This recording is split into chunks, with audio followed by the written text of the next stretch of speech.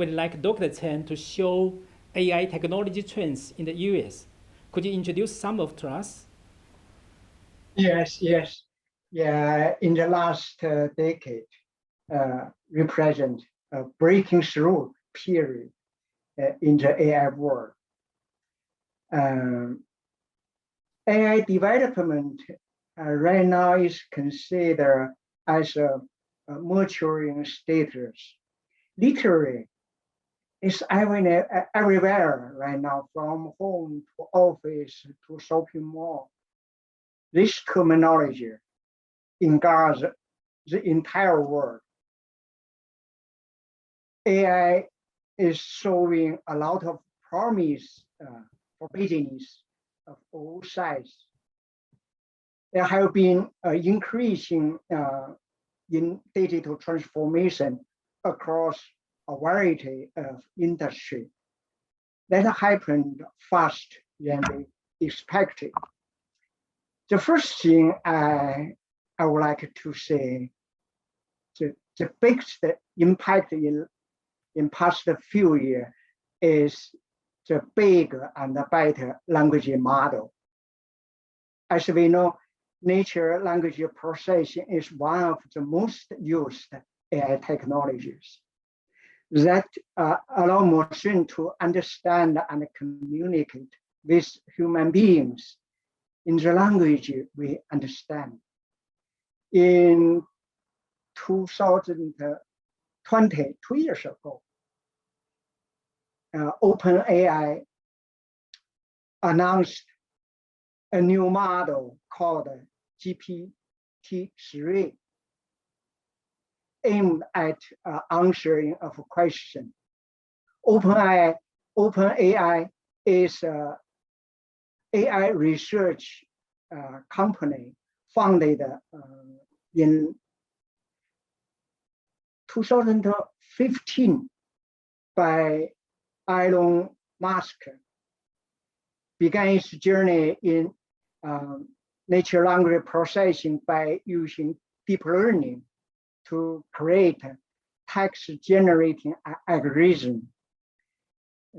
GPT model is a kind of generative pre-trained transformer.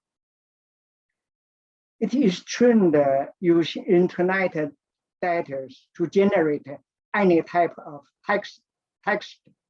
It requires a small amount of input text to generate a large volume of relevant and sophisticated machine-generated sentence. Transformer is a kind of machine learning model. Was first introduced in 2017 by a team at Google Brain.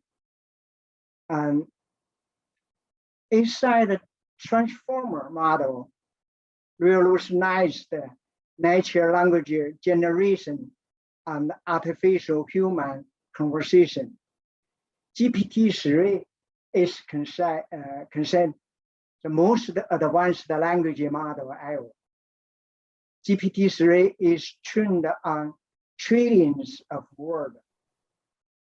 Multiple GPT-3 powered applications are available on internet.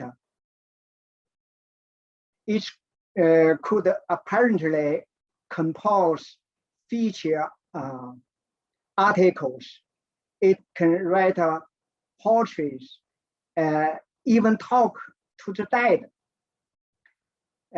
GPT-3 apparently can produce accurate and deployable code for key-class model solely from a description.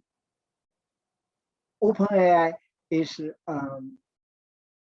on the work for the fourth generation of GPT model that will be even more powerful and may contains 100 trillion parameters. With GPT-4, we are maybe on the verge of creating machines that can engage with humans in a way that as good as real. The second big issue I would like to say is the generative AI. Generative AI related to the technology to create new contents by using existing image, audio file, or text file. Generative AI detects the underlying pattern related to the input and generate similar contents which look like a real one. Generative AI is one of the most promising advances in the world of AI in past decade. The core of this technology is generative adversarial network model, often we call it GAN, which is basically a semi-supervised learning framework. GAN have a lot of very impressive applications. For example, it can paint a picture just like a high-level artist. Another very interesting example is called Style GAN, developed by NVIDIA in 2018. It uses GAN to produce unlimited number of portraits of fake human faces. For example, give your current photo, the Style GAN can generate the photo in your younger age or in your old age. Generative AI is said to disrupt more industry than we can imagine. It's finding application in crucial fields such as healthcare, fraud detection, protection identification, also drug development. As the technology evolves, it will find more advanced application, I believe.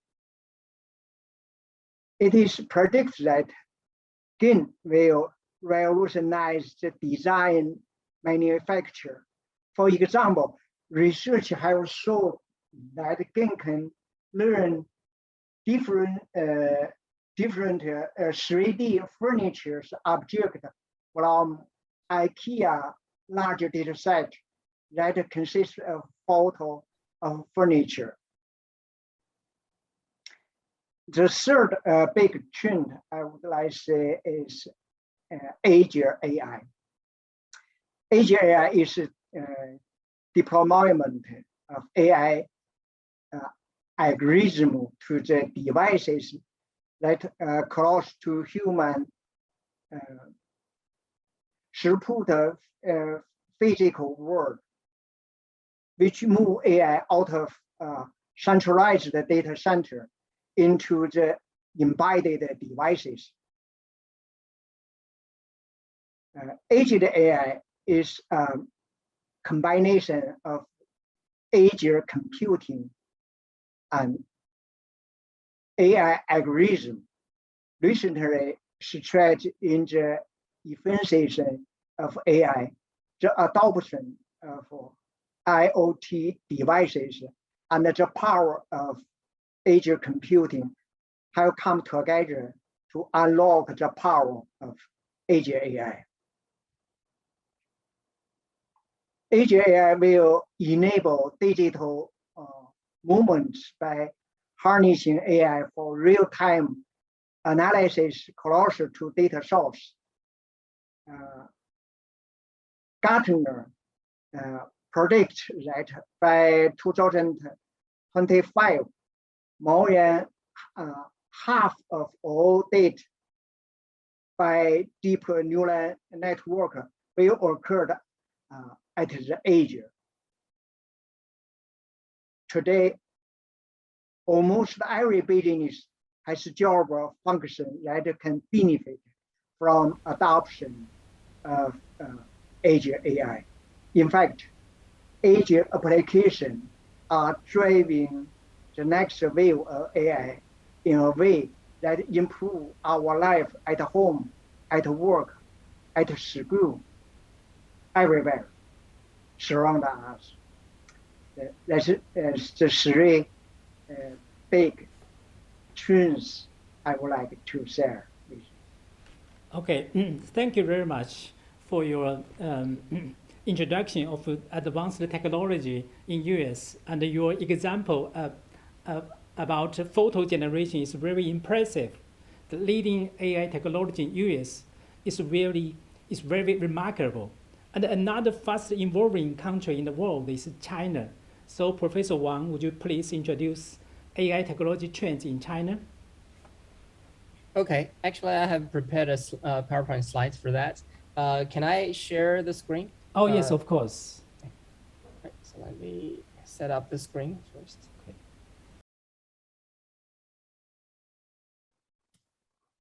Okay, so, right, so let me talk about the AI technology trends in China. So I will talk about it from different perspectives. The first perspective I want to bring out is the academia. So here is the statistics provided from Elsevier, Scopus, on the peer-reviewed AI publications from 2000 to 2019.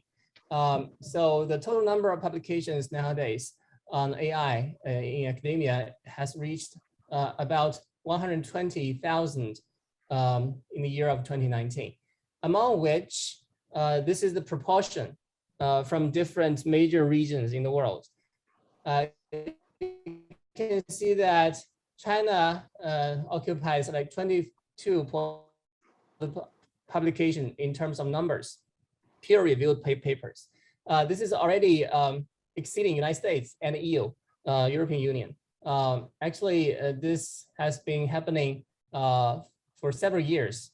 And then in the recent year, because the data is kind of lag behind, we have more encouraging, from China's perspective, encouraging progresses.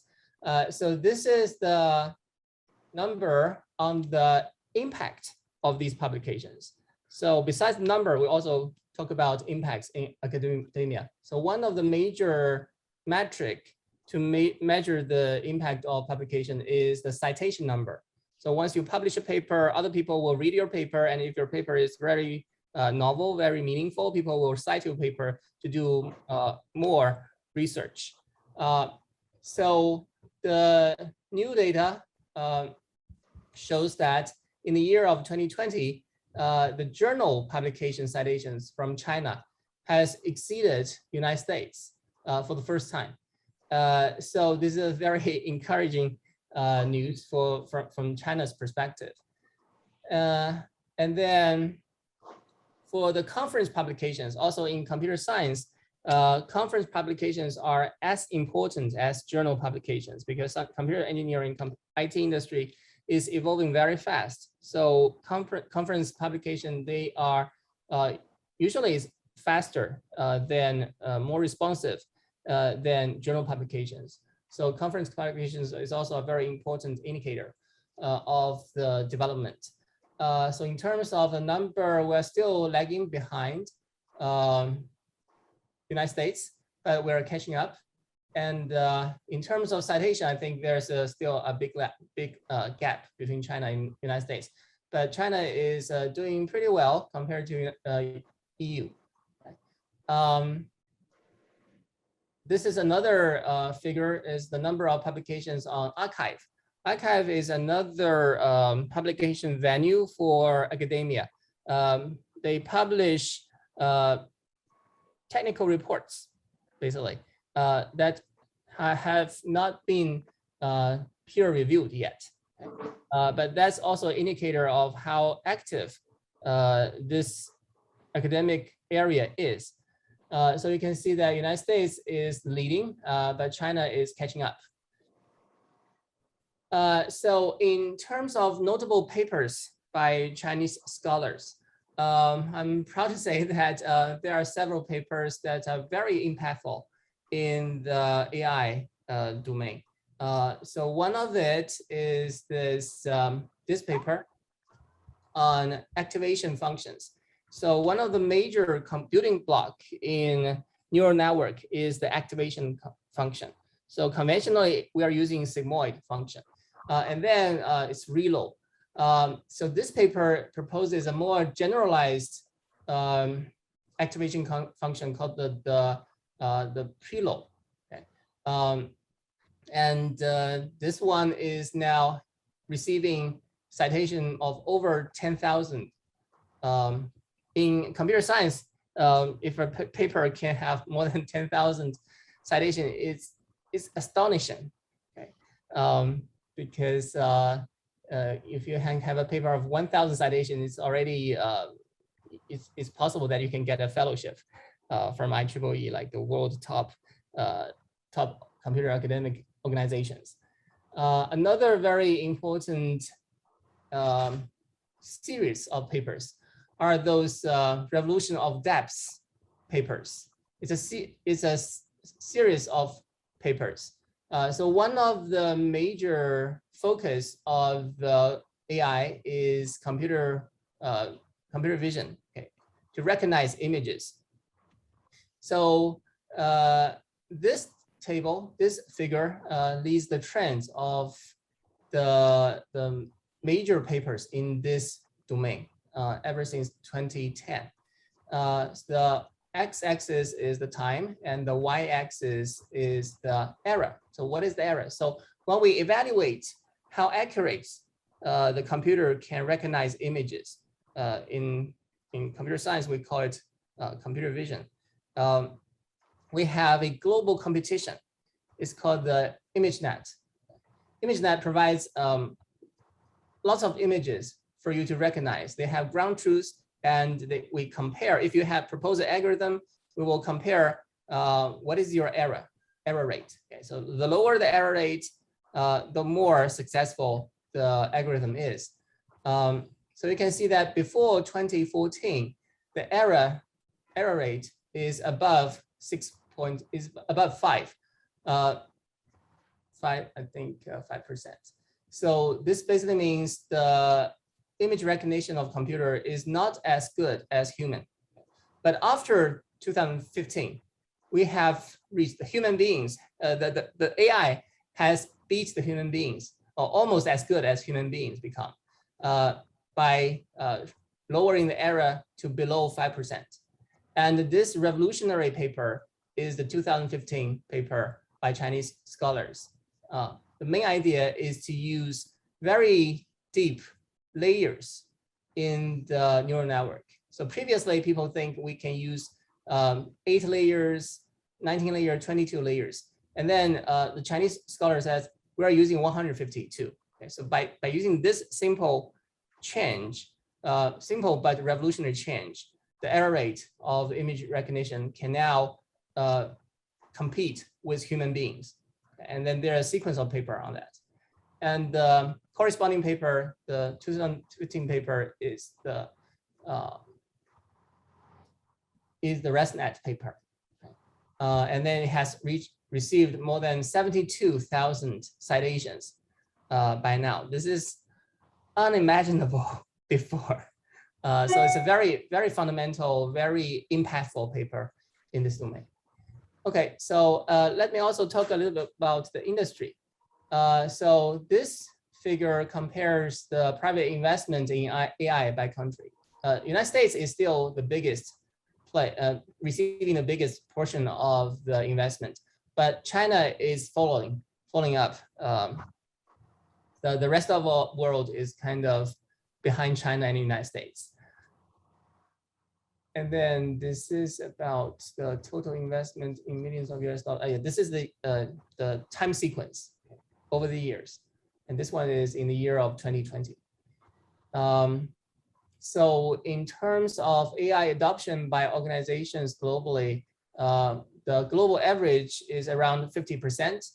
And then you can see that in Asia, developed Asia Pacific, this mainly is about China.